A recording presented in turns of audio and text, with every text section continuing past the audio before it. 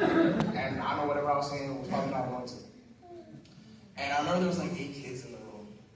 I remember I dropped out of school, I was still popping, and I came back to school. I had dedicated my life to the Lord.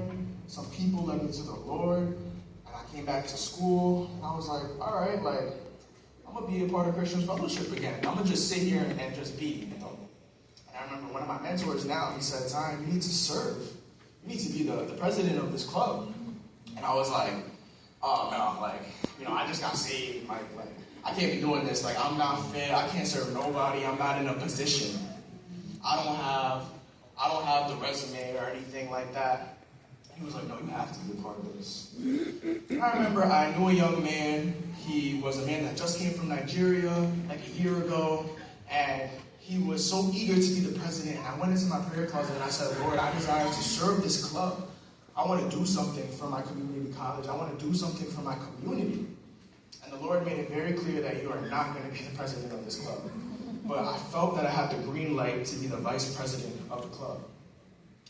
Through these 2 semesters, this man mentored me, a young man, my age, 25, from Nigeria, knew the word like the back of his hand, spirit-filled, led by the Lord. He mentored me in leadership.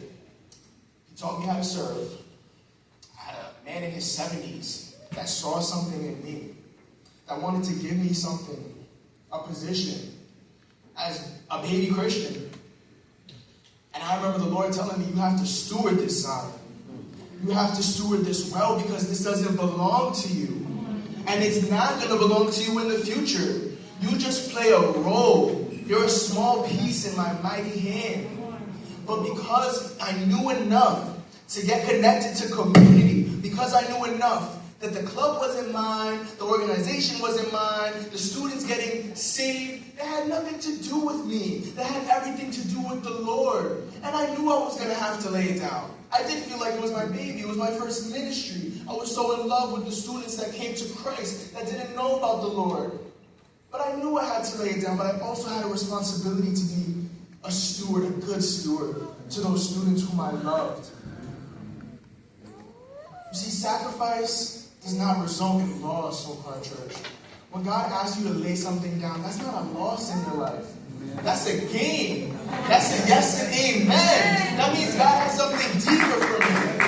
Abraham was willing to sacrifice Isaac, but he didn't lose his son. Instead, he gained a greater revelation of God's faithfulness.